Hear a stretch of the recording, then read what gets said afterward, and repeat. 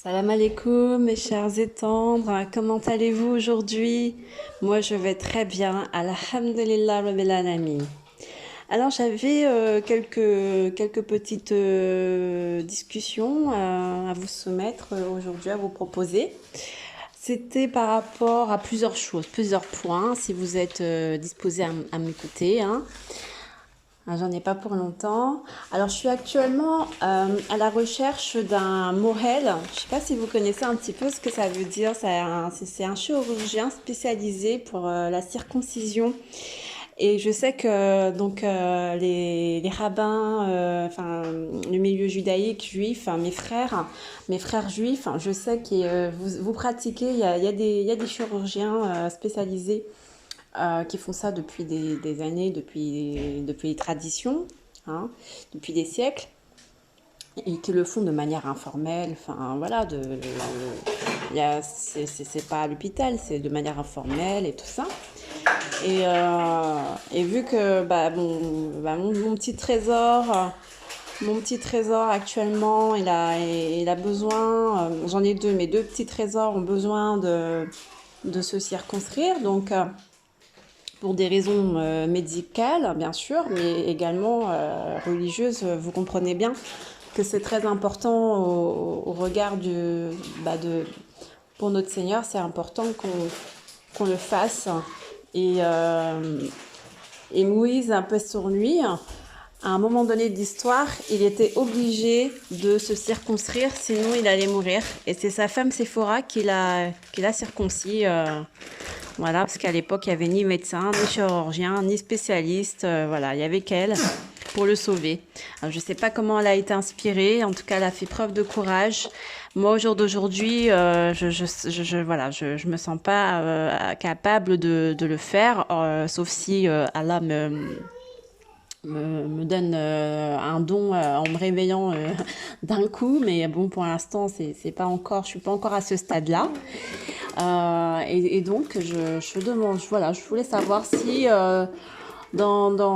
parmi les gens qui sont autour de vous, il y a des gens qui sont spécialisés dans ce type d'intervention, de manière fraternelle, bien sûr, hein, parce que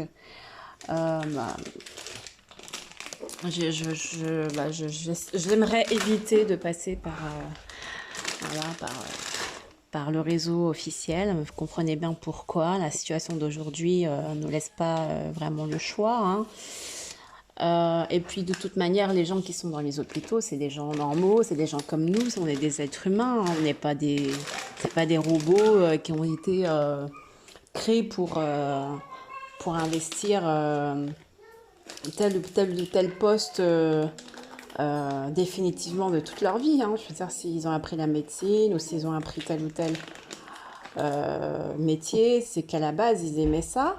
Ils ont fait ça par amour, par conviction, par talent, par don, par générosité. Donc, qu'on soit employé dans un cadre juridique bien défini, dans une institution bien définie ou quoi, c'est c'est vrai que c'est bien, c'est préférable, mais quand on a le don de guérir, quand on a le don de défendre un dossier, quand on a le don d'enseigner, quand on a le don de cuisiner, des choses comme ça, on n'a pas besoin d'une entreprise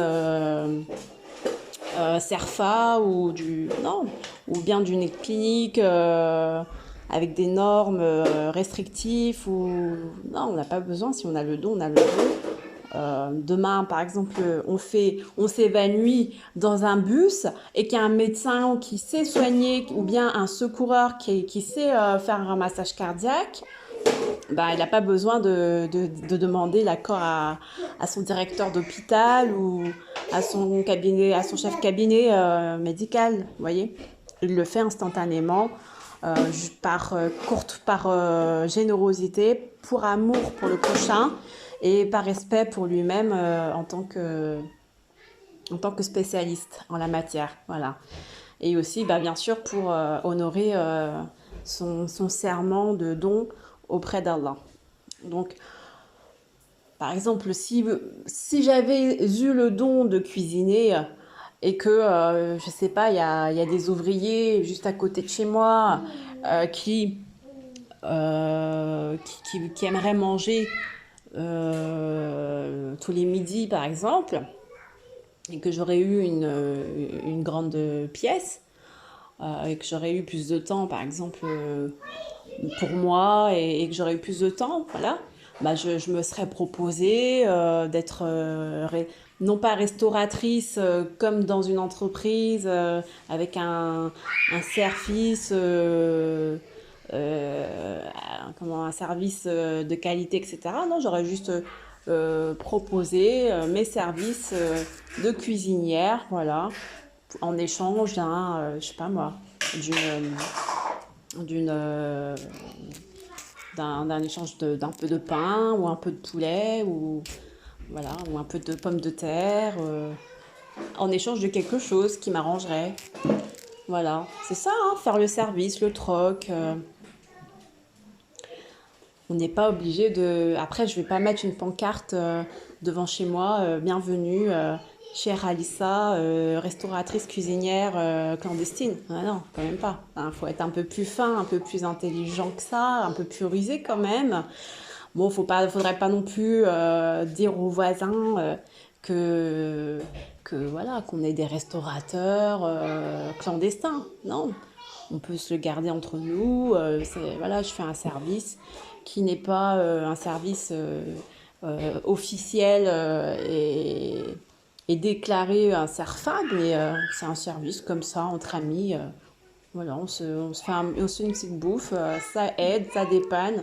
Au lieu que l'ouvrier rentre chez lui, faire des kilomètres, ou bien qu'il aille dans un restaurant qui lui demande tout un tralala de vaccins, vaccin A, vaccin B, vaccin C, vaccin D, vaccin E, vaccin F. Voilà, au moins là, c'est de l'échange. C'est de l'échange entre nous. Et puis, ça lui permet de garder sa dignité, de préserver comment dire, son irlas, on va dire, le fait de garder le monothéisme pur, hein, parce que c'est ça le but ultime. Comme dit Sourate 18 à la fin, Vulcarnen fait sur lui qui disait si vous souhaitez que je vous aide contre Gog et Magog, eh bien mettez la main à la pâte déjà. C'est à vous déjà de mettre la main à la pâte. C'est pas la peine de me payer. Vous mettez la main à la pâte. Vous m'écoutez, moi je connais bien telle chose, voilà, j'ai du savoir, je sais comment faire, je sais comment m'y prendre. Il suffit juste que vous m'écoutiez et que vous puissiez vous aussi retrousser vos manches et accepter et adhérer ce que j'ai à dire, adhérer aux méthodes en fait, à la méthode à tenir. Mais après, on n'a pas le fin mot de l'histoire. On ne sait pas. Ah si, le fin mot de l'histoire, c'est que de toute façon, à la fin des temps, il arrivera que Gog et Magog, on ne pourra pas les contenir, quoi. Il y aura juste, c'est un peu ça, on ne pourra pas les contenir. Et que la seule méthode, c'est Allah, en fait. Ce sera que voilà. C'est le fait de se remettre à Allah. Et la sourate 18 le dit bien que ceux qui réussissent, ceux qui réussiront, ce sont ceux qui sauront ou qui savent que Seigneur Allah, c'est le Dieu unique et c'est le Dieu unique pour tous et que nous ne devons pas l'associer à autre divinité. Voilà, nous ne devons pas faire de l'association ni du shirk. Voilà, ce sont ces personnes-là qui respectent ce monothéisme pur qui réussiront véritablement le défi de la sourate 18, la caverne, le défi de, bien sûr, de tout, du paradis éternel, etc. Donc, en fait, c'est ça, c'est tout simplement ça, c'est garder son monothéisme pur. Donc, qu'est-ce que c'est que le monothéisme pur? C'est vraiment un travail, un effort continuel, théorique à faire et pratique à avoir. Donc, c'est pas en une seule vidéo qu'on peut vous expliquer ce que c'est que le monothéisme pur. et c'est quelque chose qui prend du temps pour l'intégrer, le comprendre. Et c'est quelque chose également qui doit être soutenu par un maître spirituel qui s'y connaît, un peu comme Vulcarnen qui lui s'y connaissait. Il a dit voilà, moi je m'y connais pour rapporter-moi du cuivre, du fer. Je sais comment on va faire ça. D'abord on va mettre le fer, après on va mettre le cuivre, mais c'est pas à moi de le faire tout seul. Vous mettez la main à la pâte, c'est-à-dire que vous m'aidez également. Il faut que vous fassiez votre effort, il faut que vous fassiez votre travail. En gros, il faut que vous fassiez aussi vos exercices, que vous appreniez vos leçons de qu'est-ce que c'est que le monothéisme pur, comment on le met en pratique, voilà, quelles sont les choses à comprendre et à éviter. Et ça, on peut vous faire 1 million de vidéos, mais si vous ne pratiquez pas, ou vous n'adhérez pas, ou vous n'acceptez pas, ou vous ne vous exercez pas, le travail ne rentrera pas dans le cœur et ne pourra pas agir. Donc ça, c'est sûr, même si on dit toujours par la permission d'Allah, par la grâce d'Allah, quand on entreprend quelque chose, c'est bien sûr par la permission et la grâce d'Allah. Mais aide-toi d'abord et Dieu t'aidera, en fait, hein, c'est ça. Donc, il y a donc cette méthodologie de bien se référer au maître spirituel qui est Vulcarnen dans la sourate 18, donc en l'occurrence à l'imam Mahdi dans la fin des temps. Et l'imam Mahdi, qui est-il? Il y en a plusieurs partout. Voilà, il y en a plusieurs, comme je l'ai toujours dit dans les vidéos, nous sommes plusieurs à transmettre le message prophétique et coranique. Et maintenant, on a l'obligation en tant que transmetteur d'être quand même sérieux, etc. Donc, il y a une obligation entre nous de s'entendre, de se parler, de communiquer entre nous les croyants pour faire les choses correctement et s'auto-évaluer, s'auto-corriger, s'auto-surveiller. C'est un peu ça, quoi, en fait, l'idée. Et puis surtout s'aimer, quoi, s'aimer entre nous parce qu'on est Ahraïm. On aime la qualité de Ahraïm, donc voilà, quoi. C'est quelque chose c'est un travail d'équipe. Donc, même si c'est vrai que j'ai eu des visions comme quoi, voilà, je suis une descendante de l'Ahlul Bayt, de Hussein ou Hassan, paix sur eux, mais ça n'empêche pas que, quand même, j'ai du travail à faire parce que j'ai perdu la mémoire. Oui, j'arrive. Tu veux que je t'ouvre? Voilà, nous sommes tous. Ouais, nous sommes pas parfaits. Nous avons tous eu des chocs traumatiques. On a vu que la société n'était pas non plus là pour nous éduquer correctement ou quoi que ce soit, mais c'est pas grave. Après, on est là chacun. Le temps que nous faisons qu'on essaye de faire les efforts,